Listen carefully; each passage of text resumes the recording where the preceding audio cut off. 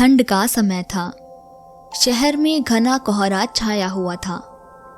मेरे नाना एक बड़े अधिकारी थे।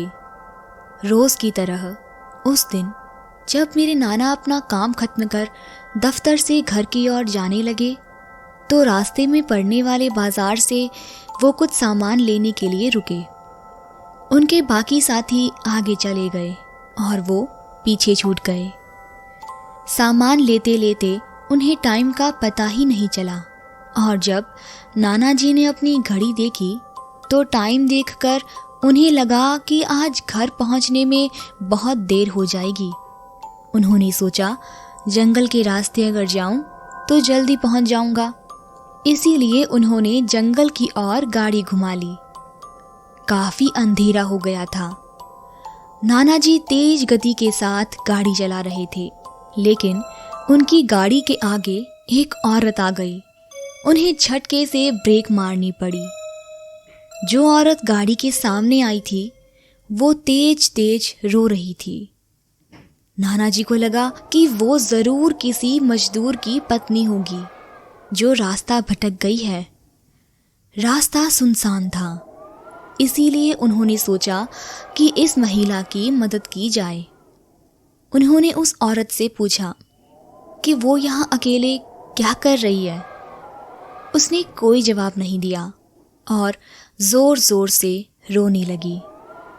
ऐसा लग रहा था मानो सारा जंगल उसकी आवाज से गूंज रहा हो। नाना जी ने पूछा कि उसका घर कहाँ है, तो भी वो कुछ नहीं बोली। नाना जी ने उसे बोला कि तुम मेरे साथ मेरे घर चलो, सुबह तुम्हें तुम्हारे घर छोड़ दूंगा।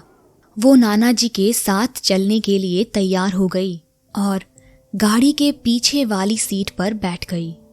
रीति रिवाज के कारण उसने अपने सिर पर घूंघट डाल रखा था, जिसकी वजह से उसका चेहरा छिपा हुआ था। घर पर सब नाना जी का इंतजार कर रहे थे।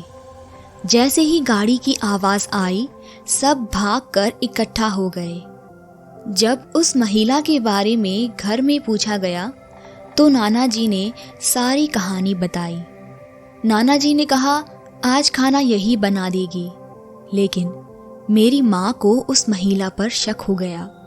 उन्हें लगा कि ये कोई चोर है जो घर का सामान चुरा कर भाग जाएगी। माँ ने उसे रसोई में जाकर खाना बनाने को कहा।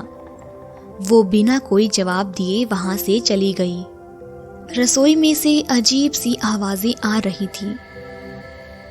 रसोई में सारा सामान रखवाकर मेरी माँ ने उसे कहा कि सब भूखे हैं, इसीलिए जल्दी खाना बना दे।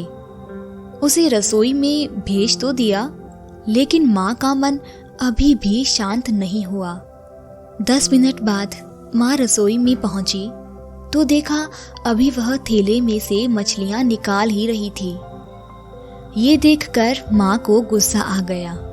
उन्होंने उसे बोला कि अभी तक तुमने खाना बनाना शुरू नहीं किया, कब बनेगा और कब हम खाएंगे। उस महिला का चेहरा अभी भी ढका हुआ था, इसीलिए किसी ने उसका चेहरा नहीं देखा था। माँ ने कहा कोई जरूरत हो तो बुला लेना, लेकिन फिर भी वह कुछ नहीं बोली। तो उन्हें लगा कि शायद अनजान लोगों से डर रही होगी।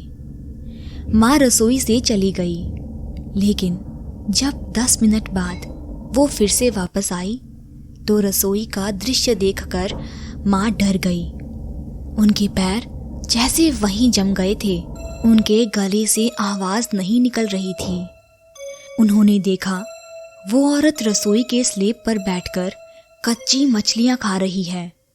सारी रसोई में हड्डियां और मांस के टुकड़े बिखरे पड़े हैं। उसके सर का घूंघट भी उतरा हुआ था। उसका चेहरा बेहद खौफनाक था। बाल बहुत बड़े और नाखून एकदम काले। वो मछलियां खाने में मगन थी, इसीलिए उसका ध्यान माँ पर नहीं गया। माँ भी चिल्लाई नहीं कि कहीं वो और ज्यादा खतरनाक ना हो जाए।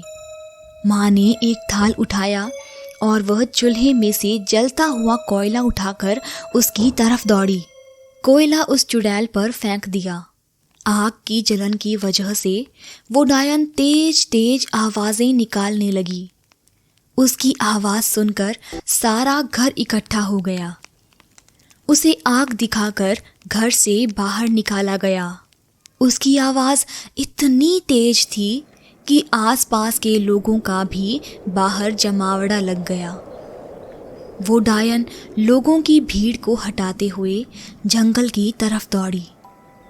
सारे लोग डर के मारे कांप रहे थे और मेरी माँ को हिम्मत की शाबाशी दे रहे थे। अगर उन्होंने सही समय पर कोयले से उस डायन को भगाया नहीं होता तो ना जाने क्या हो जाता। तो कैसी लगी आपको हमारी आज की ये हॉरर स्टोरी? हमें कमेंट करके ज़रूर बताएं। ऐसी ही मिस्टीरियस हॉरर स्टोरी सुनने के लिए हमारे चैनल को ज़रूर से सब्सक्राइब कर दें और बेल आइकन को प्रेस करें ताकि हर वीक आने वाली हॉरर स्टोरी का नोटिफिकेशन आप तक पहुंच सके। तो मिलते हैं अगली स्टोरी में। तब तक के लिए